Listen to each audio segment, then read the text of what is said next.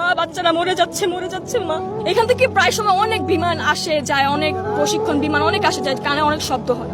তো কালকে যখন এখানে জিনিসটা আসছিল, এত জোরে সাউন্ড আপনারা জাস্ট কল্পনা করতে পারবেন না, মানুষের কানের পর্দা ফেটে যাচ্ছিল। জিনিসটা আমি জাস্ট 5 সেকেন্ডের মধ্যে দেখি এখানে এসে পড়ছে। আমি জাস্ট বুঝতেছিলাম না যে আমার কলেজটা হচ্ছে কি।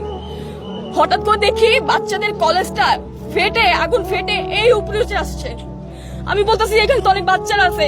আমি দৌড় দিয়ে এখানে আসতেছিলাম আর আমার মাকে বলতেছিলাম, মা বাচ্চারা মরে যাচ্ছে মা। আমি এখানে এসে দেখি কিছু কিছু বাচ্চার পাটা ছড়ায় আছে, কিছু কিছু বাচ্চা মোরা দেহ ছড়ায় আছে অর্ধেক। আপনারা কি তাদের বাঁচায় আনতে পারবেন?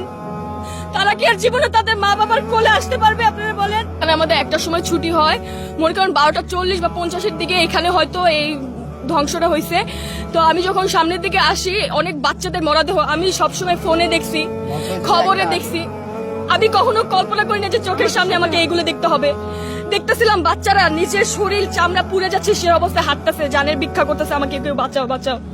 সেই অবস্থায় বাচ্চারা হাঁটতেছে। বুঝেন আপনারা? কেউ বলতে পারবেন? বড়রা যখন মারা যায়, হ্যাঁ ওইটা একটু হলেও কম কষ্ট লাগে, কিন্তু ছোট ছোট যে বাচ্চারা মারা গেছে।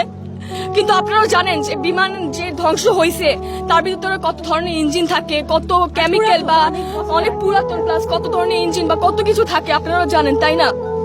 তো এটা তো স্বাভাবিক কোনো আগুন ছিল না। এটা যে ধ্বংস হয়ে যে এখানে পড়ছে এটা স্বাভাবিক ছিল না। এইটা চারদিকে ছড়ে পড়ছে। সেই মুহূর্তে স্টুডেন্টদের ছুটি ছিল, তারা বাসা যাচ্ছিল। এই যে আমাদের যে রাস্তাটা দেখতে পাচ্ছেন, এখানে স্টুডেন্টরা তারা প্রায় হেঁটে হেঁটে যাচ্ছে। কে বা বুঝতে পারছিল জিনিসটা কি আস্তে আস্তে হয়েছিল? সাথে সাথে 2 মিনিট আগেও যেখানে বাচ্চারা ভাবছিল যে আমি বাসায় যাবো, আম্মুর সাথে দেখা করবো বা আব্বুর সাথে দেখা করবো, বাসায় যাবো, আমার পড়া আছে বা এরকম কিছু, সেই মুহূর্তে 2টা সেকেন্ডও লাগে নাই বাচ্চাদের জানগুলো যেতে। আপনারা কি বলতে পারবেন এই ধরনের এরিয়াতে কেন এগুলো প্রশিক্ষণ দেওয়া হয়?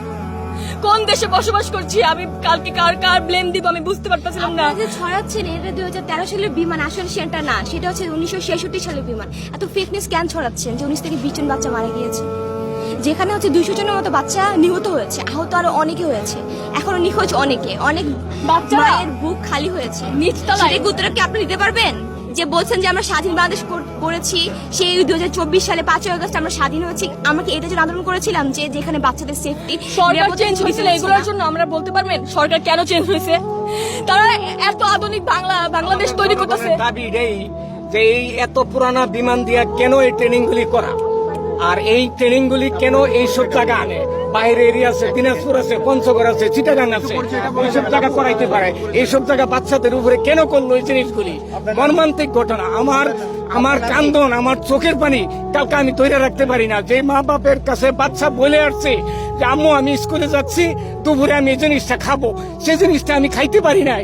আর এই বাচ্চা মিলিটারির ভিতরে এই বিমান এইভাবে পইরা বাচ্চাগুলি ধ্বংস হয়ে গেছে। কারো সর নাই, কারো এই প্যান পুইরা যে চামড়ার সাথে লাগিয়া রয়েছে।